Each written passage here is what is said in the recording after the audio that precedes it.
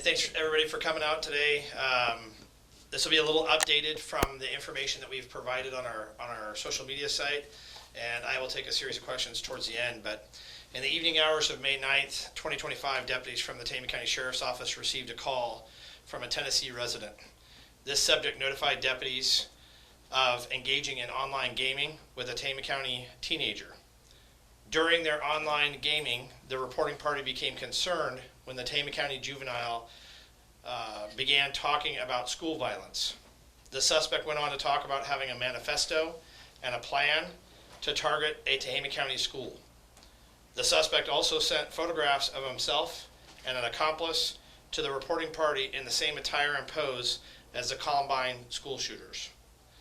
The suspect and the accomplice had previously planned on executing the attack on the school on May 9th before one of them backed out. Based on the information, Tehama County deputies initiated an investigation into these threats. They received the photographs and evidence sent to the reporting party, and working with the school administration, they were able to alert the school of the report and obtain identification of both the juvenile suspects. Detectives from the Tehama County Major Crimes Unit were called in and took over the investigation. On May 11th, 2025, investigators served a series of search warrants on the suspect's residences off of Bowman Road and Lake California areas. Investigators located evidence to substantiate the claims made by the reporting party. The two juveniles were arrested and booked into the Tehama County Juvenile Justice Center for violation of Penal Code Sections 422, criminal threats, 18710, possession of a destructive device, 18720, manufacturing a destructive device, and 182, conspiracy to commit a felony. It was determined the juveniles have built and tested two improvised explosive devices in preparation to use in the attack on the school. The suspects were hopeful to amass a casualty count in excess of 100 individuals. It was also determined during the investigation that the pair of suspects intended on murdering one of the sets of parents before engaging in the school attack. Based on this information, additional charges of conspiracy to commit mass murder are being forwarded to the District Attorney's Office and the Probation Department to accompany our criminal filing. Investigators believe, based on the evidence, statements of the reporting party, and the suspects, that this plan was isolated to the two juveniles arrested by the Tehama County Sheriff's Office. The Tehama County Sheriff's Office and the school have made arrangements for a large law enforcement presence for precautionary purposes for the beginning of this school week. For the record, I am so confident that this threat has been resolved that my son, who is a student of this very school, had returned to his normal school day on Monday. We are continuing to work with the school administration, the Tehama County Probation Department, the District Attorney's Office, and most recently, the Federal Bureau of Investigation in this investigation. The FBI is coming alongside us to assist in any and all digital forensic assistance in our investigation. I'd like to thank the school administration for their assistance and involvement in the investigation, the tireless efforts of the deputies and investigators to expeditiously mitigate this threat. And as a community, we want to send out a heartfelt thank you to the reporting party who heard something and said something, which could have saved a number of lives in this case. I've had the pleasure of speaking personally with this young man yesterday. I extend the appreciation from our entire community.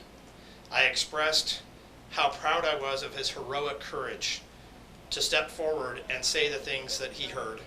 And I invited him out to our agency and our community to be recognized in person.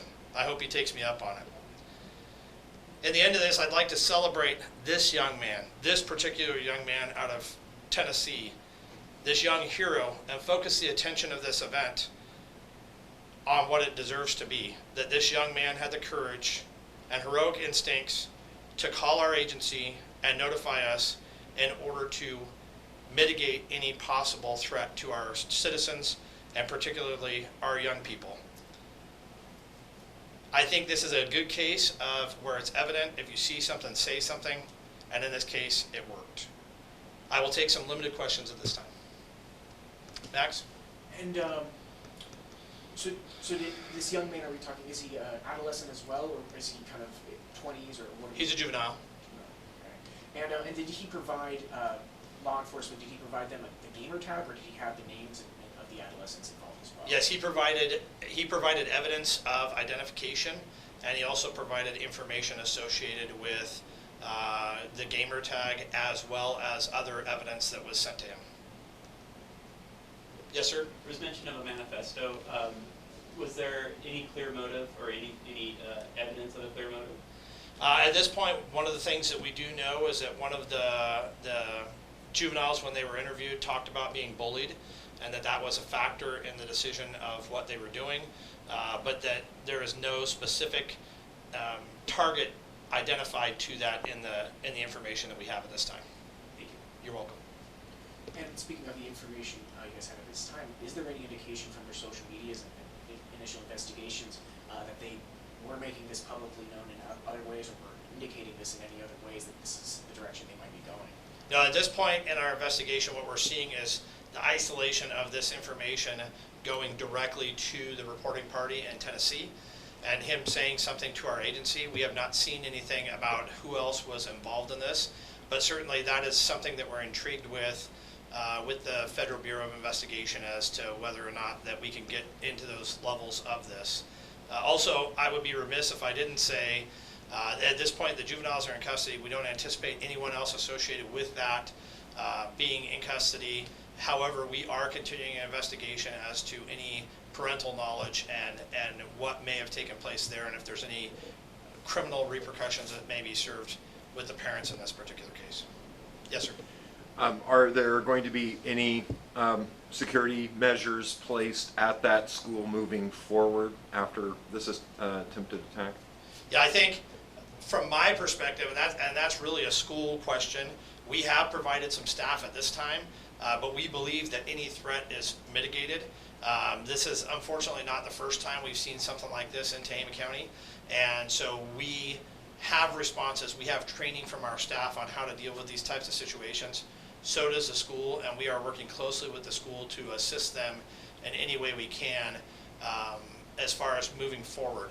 There is aspects of security that they have already taken into account. I know that they posted something in a press release they put out about video cameras that they have put up throughout the school community there. Also, exterior and interior perimeter fencing, which they have done, and security measures. I believe there are security measures taken place. However, I think also if you have someone who wants to do this, they're going to try to do this outside of whatever those measures may be. In this particular case, it was just very, very helpful that they told someone, and that person immediately rectified or acknowledged that there's something wrong with this statement and there's something wrong with these actions, and thankfully that person talked to a parent figure, and that they decided to call our office and immediately notify us. Again, the other thing is, from front end to back end, I want to really give credit to our initial staff that took this. Deputy Sheriff handled this.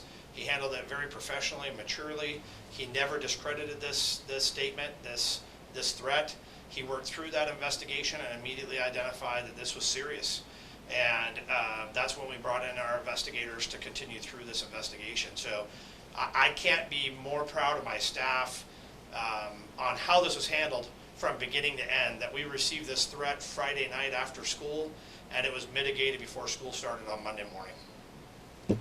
Sir? Yeah, so how many explosives were involved and no guns? There were guns seized. At this point, we're not sure if guns were part of the original plan or not. There were some guns that were seized during the execution of the search warrant. And speaking to those explosive devices, is any part of this investigation going forward? I know that explosive devices can kind of come in a lot of forms, but is there any investigation into how these teen boys obtain these materials to make these explosive devices? Yeah, that'll be part of our criminal pleading, and as this continues forward in the legal system, we have identified how that is, and that is something I'm not willing to provide at this time for two purposes. One, I think it's important for the continuity of the case that we have going forward, and also I don't know that I want to put out there how they obtain these things and allow other people to obtain that same same method of trying to get these devices. Yes, sir. Could you tell us which city the Tennessee resident lives in or is from? No, I won't. I won't at this time. I am hopeful, and I have left that up to him and his parent. That if they want to come out here and be acknowledged, that I would welcome that. But I'm leaving that entirely in their court at this point, and I respect that, and I am very appreciative of what he's done for our community. I think it would have changed us as a community as a whole. Every one of us. I guarantee you, it would have affected everybody in this building. It would have affected families, and it would have been something that a cloud that this community would probably not ever have been able to get out from under. And so I'm thankful for that, and I will respect whatever decision that they choose to make. Yes, sir. Is there anything you can say about maybe the dynamic between the two teams? You mentioned that one of them backed out from a possible attack. Was there any sort of like weird power dynamic, or anything in this situation? I think I'm going to leave it at the fact that the two that we have identified are close friends, and I think that the motives behind why they decided to back out is still not entirely in focus. I think parts of it are, and I'd hate to say one thing without it being fully accurate as to what's going on. And hopefully, over time, we will be able to provide some more information. But as you clearly know in these type of cases, especially with juveniles, it's very difficult for us to provide full details of the things that are going on. And in some aspects, there is a level of anonymity in the aspect of the parents. If the parents haven't done anything wrong, I know that there's concern about how these kids may have been raised to be like this. But if they have not committed a crime, we have to respect the fact that the parents shouldn't be held accountable for actions of their children. To that level. Sure, thank you. Do you have the two teens, have they been to court and entered pleas yet, you know? No, so they've been held. They have their first court appearance tomorrow. And that's where they'll enter pleas. I don't know that they do that necessarily in the Juvenile Justice Center. The juvenile process is significantly different. I can assure you that on behalf of my community, the students at the schools, I have asked the district attorney's office to request that the judge not release them from custody. I think that at this time it would be better suited for our community and the healing process of going through this entire event to keep them in custody until this case can be adjudicated. So have these suspects had any previous run-ins with law enforcement? You know, not that we've seen so far. It doesn't necessarily mean that they haven't. It just means that as far as we know, they haven't ever been arrested and charged with anything previously. I think I didn't touch necessarily on it, but one of the suspects is 14 years old and the other one's 15-year-old. Just, I don't know if this makes a difference, but do you know what video game they were playing? I have no idea. If it was violent? I have no idea. Shoot 'em up game? Yeah, I don't know exactly what Okay. game they were on. I know they were on a gaming platform and they were messaging back and forth through that gaming platform. Yeah. Yes, sir. And do we know specifically what was said to the Tennessee resident that concerned them? I think it was a number of things. I think there were some things that were said that referred to specific threats of violence to the school. I believe that they were also, as I indicated in my original press release, they sent photographs mirroring the Columbine shooters, which was very concerning to the Tennessee resident. I believe there's also some videos that were sent of different aspects of this that confirmed their plot and their thought process. And I think the combination of all of that really weighed heavily on the Tennessee juvenile. But like I said, without any waste or haste, he went and spoke to his parent and said, "Hey, I need to do something about this." And again, that's rare in these days and age, and we don't see it as much as we should. And I would like to again point out the fact that we are here talking about a tremendously optimistic ending to what could have been a catastrophic event because one young teenager saw something that he didn't think was right and said something and reported it, and then our staff took it seriously and we investigated it thoroughly. Thank you. So, yes, These are sir. the two teens that are arrested, they're students at the Evergreen Institute of Excellence? That's correct. That's So my understanding That's a charter from, school? that's Okay. my understanding from the school administration, Okay. yes. So they weren't students at the Evergreen Middle School, which was targeted? Correct. Okay. I'm not familiar with Red Bluff that much. Is the Evergreen Institute of Excellence that charter school in Red Bluff? No, sir. It is in Cottonwood. Okay. Yep. Got it. Okay. Anything else? Anyone? Great. Thank you guys for coming. Appreciate it.